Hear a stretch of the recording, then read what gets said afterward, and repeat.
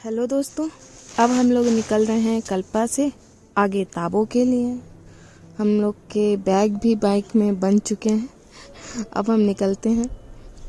यहाँ से लगभग ताबो 150 किलोमीटर है। सबसे पहले हम लोग अपनी बाइक दिखाएंगे, उसमें थोड़ा दिक्कत है, फिर हम आगे के लिए निकलेंगे। आप लोग को एक खास बात बताना तो भूल ही गए। स्वतंत्र भारत के पहले मतदाता श्याम शरण नेगी यही कल्पा से ही थे, जिन्होंने पहली बार 1951 में मतदान किया था। यहाँ पे लग रहा है पुलिस की चेकिंग हो रही है। हिमाचल की पुलिस काफी ज्यादा एक्टिव है। इसके बाद तो सबसे पहले खाना खाना है। ये एक पंजाबी ढाबा है। यहाँ हम लोग खाना खाने के लिए रुके हैं। हम लोगों ने एक पंजाबी थाली ऑर्डर की है। तो पेट पूजा हो गई है, तो अब निकल रहे हैं आगे के लिए। अब जल्दी रुकना नहीं है, बहुत लेट कर दिया हम लोगों ने।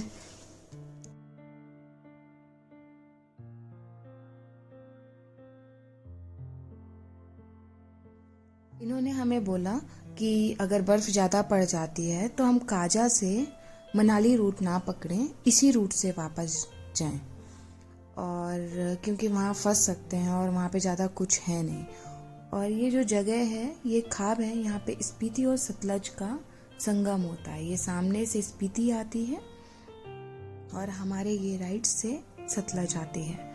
और यहाँ से टसी गंग का रास्ता भी है, जहाँ एक ओल्ड मॉनेस्ट्री है। और ये लगभग यहाँ खाब से 16 किलोमीटर है और वो भारत चाइना बॉर्डर पे है। और वहाँ से हम रियो पुरगेल, जो कि हिमाचल प्रदेश की सबसे ऊंची चोटी है, हम उसे भी देख सकते हैं। और अभी हम जिस रास्ते पे चल रहे हैं, हमारे जो लेफ्ट में स्पीति नदी है, ये पूरे रास्ते हमारे साथ साथ चलेगी। ये हम लोग पहुँच गए हैं नाको। अब हम लोग जाएंगे सबसे पहले नाको लेक को देखने। यहाँ से ये नाको लेक लगभग 1 से 1.5 किलोमीटर है। नाको में मैक्सिमम जो लोग हैं वो बौद्ध धर्म को मानते हैं, और जो नाको लेक है उसे एक पवित्र स्थान भी माना जाता है। वहाँ पे एक मंदिर है, वहाँ पे बौद्ध लामा पूजा भी करते हैं। ये हम लोग पहुँच गए हैं नाको लेक के पास में।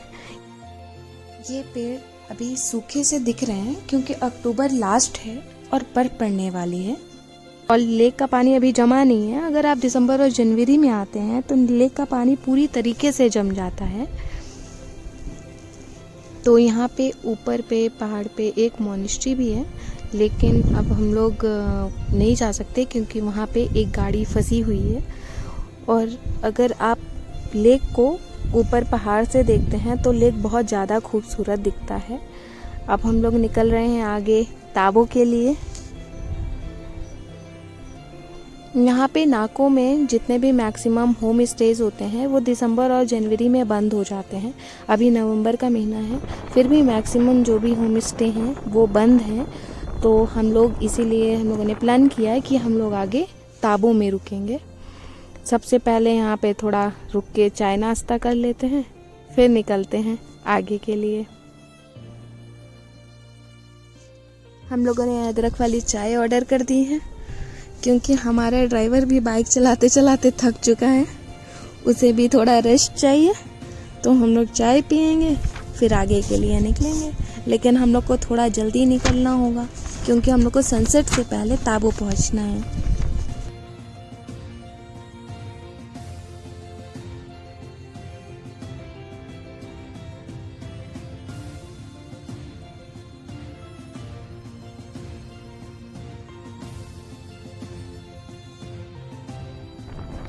इस सफ़र में सबसे ज़्यादा मज़ेदार ये लैंडस्केप है, जो कि हर जगह अपना चेहरा बदल रहे हैं। जैसे यहाँ पे पेड़ दिख रहे हैं और यहाँ पे पहाड़ थोड़े रफ से दिख रहे हैं।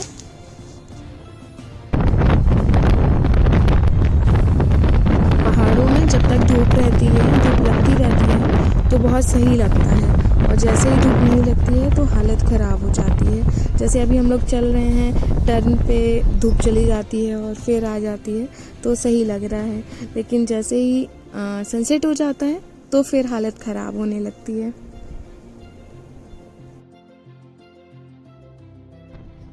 पहाड़ों में जो जानवर होते हैं उनके बाल थोड़े लंबे होते हैं ताकि इन लोगों को थोड़ा सा ठंड से इनका बचाव हो सके, इसलिए ऐसा होता है।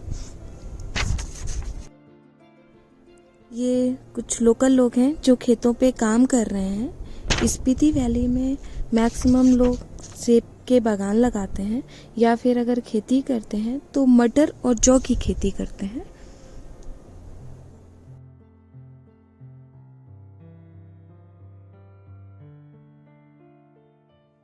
यह है यहाँ का एक स्कूल जहाँ पे कुछ भी नहीं है, आसपास दिख नहीं रहा है। यह है जवाहर नवोदय विद्यालय। अब हम लोग बस ताबो पहुँचने ही वाले हैं।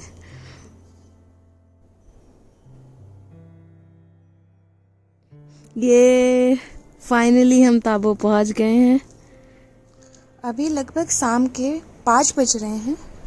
ठंड भी बहुत ज़्यादा है और मार्केट भी बंद हो रही है। सबसे पहले हम लोग रुकने के लिए कोई जगह देख लेते हैं। ताबो स्पीति और लाहौल वैली का एक छोटा सा गांव है। अगर आप शांत से पहाड़ के गांव का मज़ा लेना चाहते हैं तो आप ताबो आ सकते हैं। यहाँ पे ज़्यादा क्राउड भी नहीं है और आप मज़ेदार टाइम बिता सकते हैं। रजत ने तो दोस्ती भी कर ली है। हम लोग जहाँ जहाँ जाते हैं ये वहाँ हमको छिटकुल से लगातार मिल रहे हैं।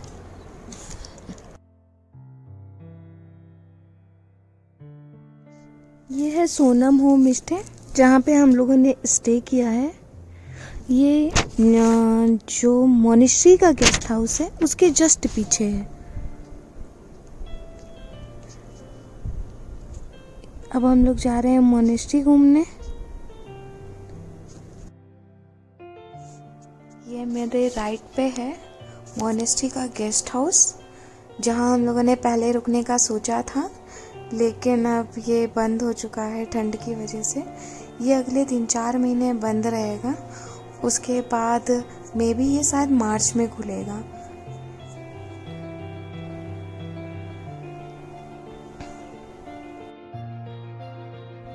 ताबो मोनेस्ट्री को 996 में बनाया गया था। ये सबसे पुराना हिमालयन मोनेस्ट्री है। ये लगभग 10,000 फीट की ऊंचाई पे है। यहाँ पे 9 पूजा के स्थान हैं जिसमें कि चुकला खंड सबसे फेमस है क्योंकि वहाँ पे बहुत खूबसूरत चित्र हैं। इसके अंदर बुद्ध के जीवन को चित्रों के माध्यम से बताने का प्रयास किया गया है। मोनेस्ट्री की सभी दीवारें, छत, सब कुछ मिट्टी से बना हुआ है।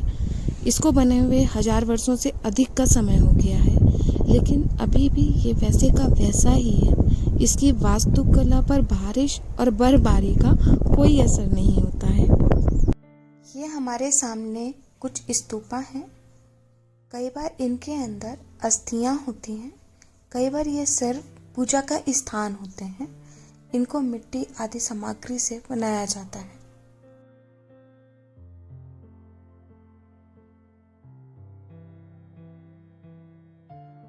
मोनेस्ट्री के अंदर के खूबसूरत चित्रों के कारण इसको हिमालयन अजंता भी कहते हैं, क्योंकि अजंता के समान इसके भी चित्रों को प्राकृतिक रंगों से बनाया गया है। इसीलिए अंदर तस्वीरें लेना अलाउड नहीं है, क्योंकि उससे तस्वीरों को क्षति पहुंचती है। इसलिए वो हम आपको नहीं दिखा पाएंगे।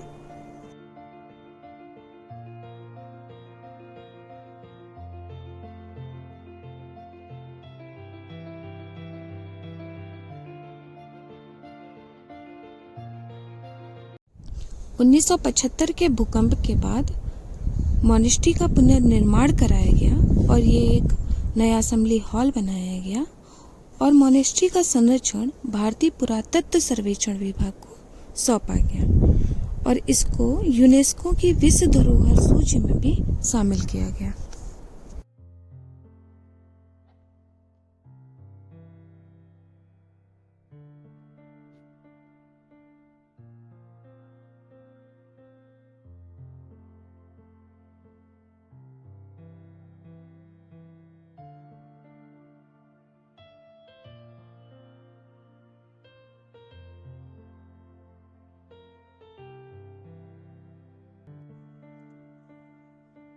पेड़ से तोड़ के सेब खाने का अपना एक अलग ही मज़ा होता है। अगर आपने कभी भी पेड़ से तोड़ के सेब नहीं खाया है तो आप भी पहाड़ों की तरफ निकलिए और पेड़ से तोड़ के सेब खाने का मज़ा लीजिए। कमाल का होता है। यहाँ पे मैक्सिमम होम स्टे और रेस्टोरेंट बंद हैं ठंड की वजह से। कल रात में तो बहुत कांड हो गया था। सिर्फ एक चाइनीज़ कॉर्नर खुला हुआ था और बहुत रिक्वेस्ट के बाद उन्होंने हम लोग को खाने के लिए नूडल्स दिया। इसलिए अगर आप आते हैं तो टाइम से कुछ खाने का जुगाड़ कर लें। यहाँ पे ये है ताबू गांव का सीनियर सेकेंडरी स्कूल। इस स्कूल को देख के तो वापस स्कूल जाने का मन कर रहा है। स्कूल में अभी प्रेयर चल रही है। इन बच्चों को देख के तो और भी ज़्यादा मन कर रहा है स्कूल जाने का, लेकिन अब टाइम आउट हो चुका है स्कूल जाने का। जब टाइम था स्कूल जाने का तो मन नहीं करता था, अब लग रहा है वापस से स्कूल जाना चाहिए। मुझे तो इसे देख के लग रहा है इसे इतनी ऊंचाई पे लिखा कैसे गया होगा। सच में बहुत ज़्यादा मुश्किल है।